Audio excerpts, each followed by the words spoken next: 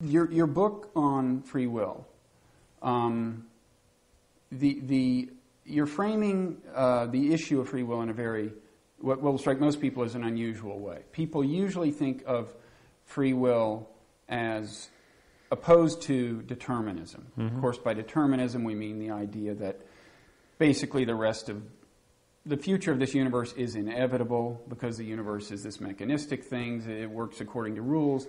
And in principle, if you understood everything about the state of the universe and everything about the rules that govern it, you could predict what happens tomorrow. And that includes people's brains. They're deterministic, and so free will is kind of an illusion because of determinism, because of the truth of determinism. That's the argument, traditional argument against free will. That's the traditional argument, yes. You're saying, I think you're saying that actually the two are compatible in some meaningful sense of both terms. Absolutely compatible, okay. Yes. So I'm just a compatibilist. There have been compatibilists for hundreds of years, but I'm a little different from most of the earlier compatibilists in that I want to deny flat out a premise that you started with, that you mentioned yourself just a minute ago. You said the future is inevitable if determinism is true.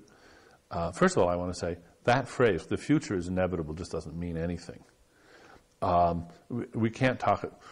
The future is going to happen, whatever it is, and that's true whether determinism is true or indeterminism is true. There's going to be a future. Now, in what sense could you talk about the future being inevitable? I don't know. What we have to talk about is particular events being inevitable, or particular types of events. And in order to see what the word inevitable means, you have to take it apart. And oddly enough, although the word trips off the tongue of everybody who writes about free will and determinism, hardly anybody's ever looked at it. But of course, what it means is unavoidable. I mean, evitable, inevitable, avoidable, unavoidable. That's all the word means. But now, to avoid something, this is something that an agent does, an avoider. You don't mean a literary agent here. No, I mean although sometimes they avoid. Sometimes they avoid. No, I didn't have literary agents in mind. I had or secret agents, although those are both agents. I mean agent in the broad sense of being an actor that has some sensory capacities and some goals, and that acts in the world to accomplish its ends. Okay. Now, are there agents that can avoid things? Sure. Tons of them.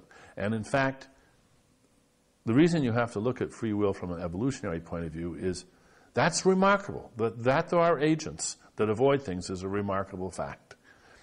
And there's many more avoiders now than there used to be. And they're much better at avoiding than they used to be. And in fact, it's as good as a definition of intelligence to be an expert avoider, to be able to foresee far into the future, to see things coming down the pike, and to take steps in a timely way to prevent those bad things from happening, and in order to foster things that you want to happen. We don't have a good parallel word. What would it be? Enhancer, probabilifier. There's no. We avoid harm, and we try to get the good. But there isn't a single verb for what we do with regard to good things the way there is for avoiding the bad. But now, that means that the whole concept of inevitability gets its meaning from the perspective in which there are agents, that might want to avoid something. And it might be in their power or it might not. Now if we start looking at particular worlds with particular agents and particular circumstances in them, we can now start saying, well, in this world, what things are avoidable? What kinds of things are avoidable by this agent given its powers and its circumstances? And the answer may be, well, if you throw a brick at it, it can duck.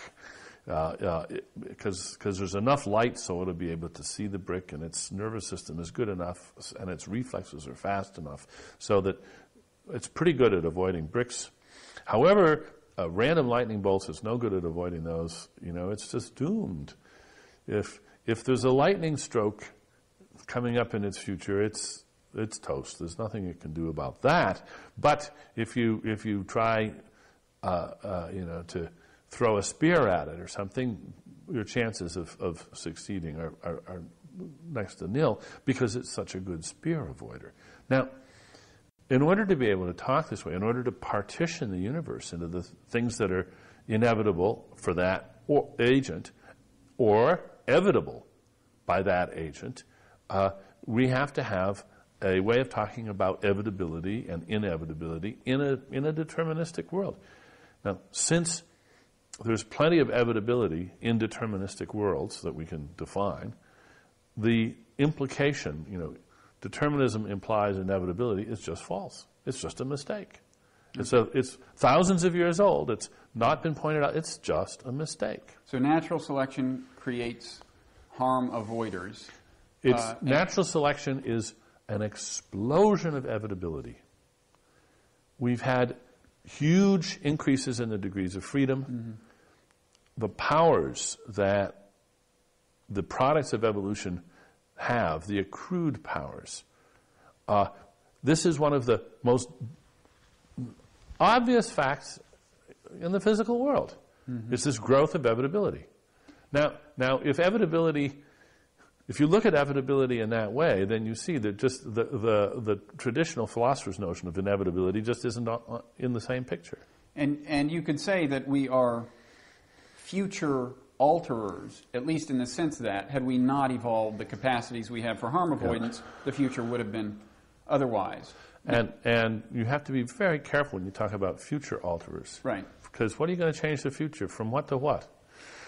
Since it hasn't happened. But you can talk about what it would have been had I not evolved my whatever it is I use to avoid harm.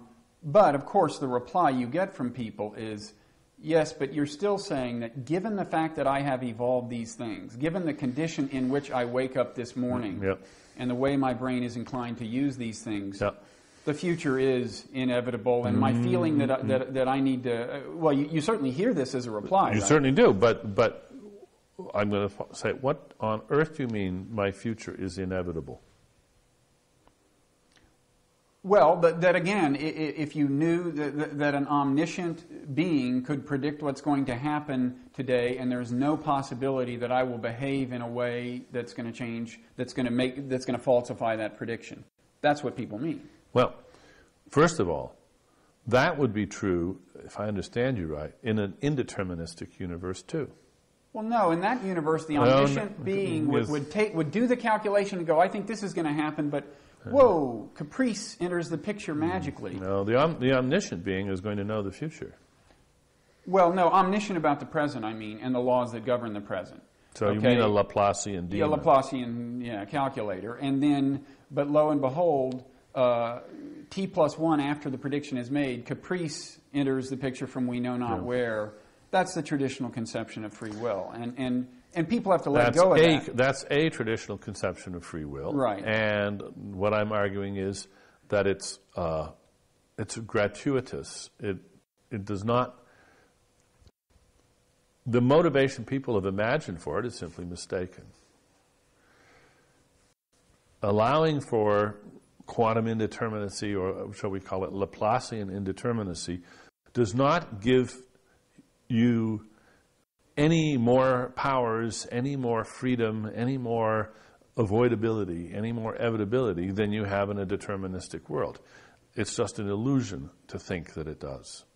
Okay. You say in the book that, and this is maybe one example, but that free will lacks your conception of the kind of free will that's viable, lacks some of the traditional properties associated with free will.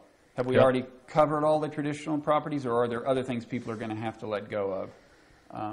I'll let other people make that calculation. I've tried. I mean, what I claim is that all the varieties of free will that are worth wanting, we can have in a deterministic world.